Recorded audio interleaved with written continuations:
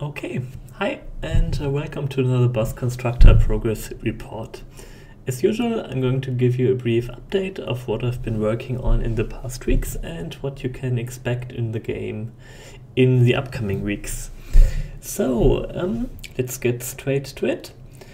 The first big improvement is the improved community involvement. So, as you probably have noticed, there are now little in-game surveys in the game, which you can take just by, clicking on the answer which is most appropriate, and which allows me to get really good feedback and really good information from a number of players on different questions which I have in mind, different balancing ideas, things I should work on, and so on, which is, I think, really nice way to get players involved in the game, and also a good way for me to improve on the game and figure out what to work on next.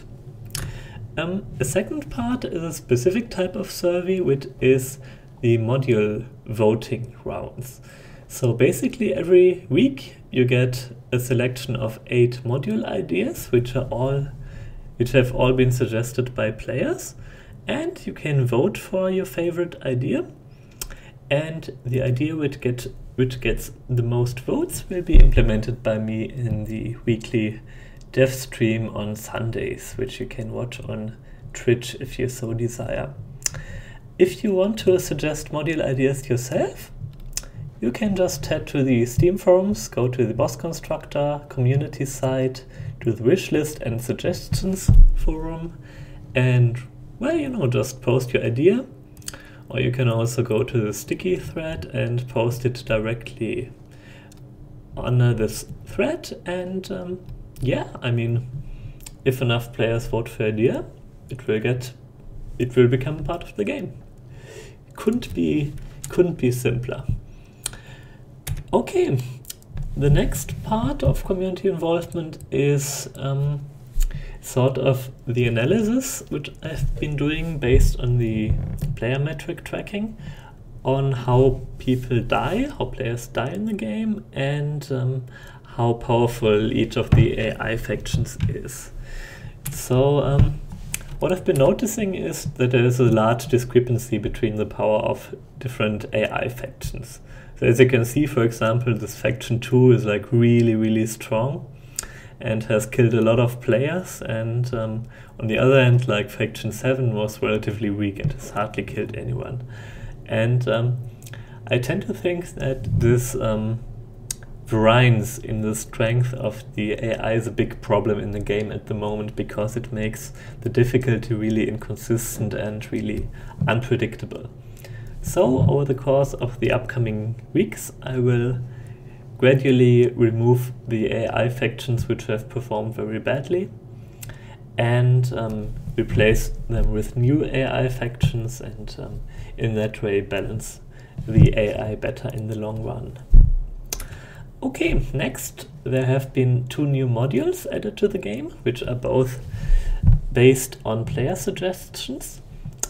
And the first module is the Impulse Armor, which is an armor type which converts a part of the damage it has taken into energy.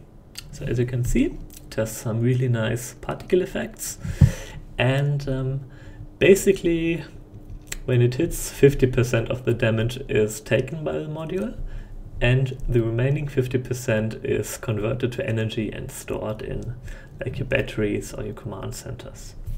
So it's a really nice module, I think. The second new module is the Autoloader, which is a 1x1 module which can be attached to weapons, and when it attaches to a weapon, it will increase the weapon's firing rate by, I think, about 30%. I'm not sure, 25 or 30%. It consumes a lot of energy, and the effect stacks up to 3 times. So you can achieve a really high firing rate, which burns through your energy really fast. Okay, so personally I do like the idea of having these modifier modules, and I think we will have a lot more in the long run. For example, modules which increase weapon range or something like that. Next, there have been some changes to the exploration mode. First, you can now liberate shops, and by liberate mean if you kill all the ships in a sector where a module trader is located, module trader or a tech lab, then this trader will become available directly from the galaxy map.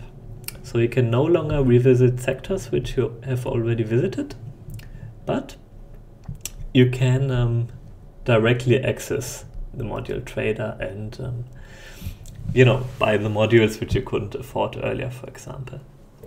So currently the offer, so the modules which the trader has in stock will not change while you're in this mode, but they will be refreshed when you save and exit and reload the game. So obviously this isn't intended, but I'm not sure yet if and how often the module trader's offer will change. Okay. Next, AI distribution has changed. So previously there were 10 AI factions and they were always distributed throughout the galaxy.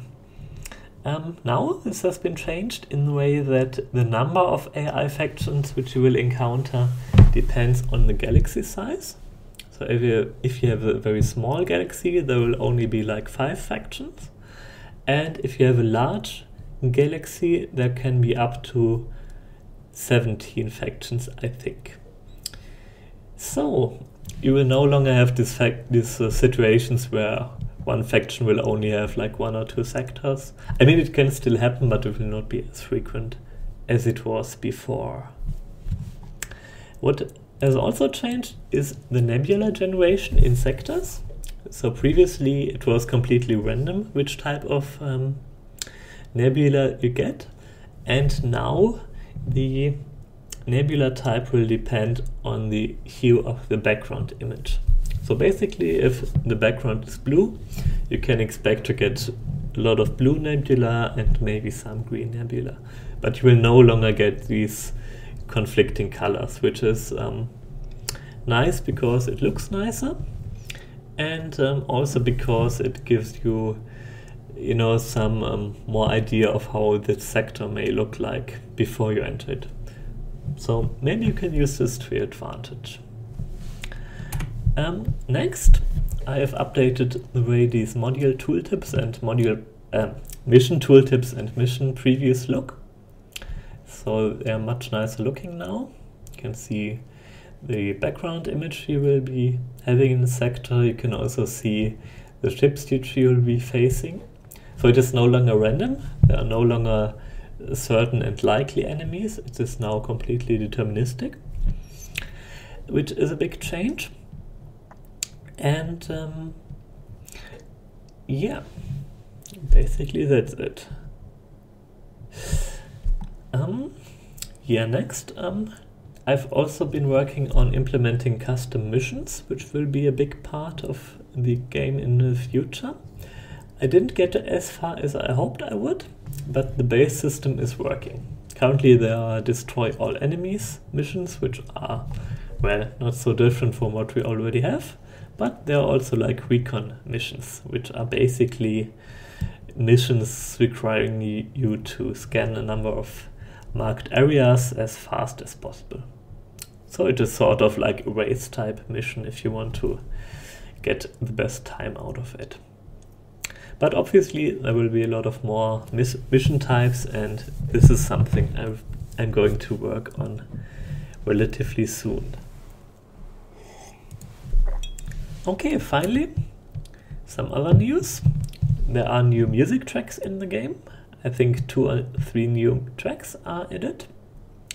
There are several new particle effects. You already saw the lightning effect of the energy absorber or the impulse armor, but there are also new, explosion type particles effects which fly off when a shot hits something, and I think it looks really nice. There were also some new settings in the menu. I'm not sure if anti-aliasing was in the last patch, but well, now it is. You can also set your gamma correction if you want to.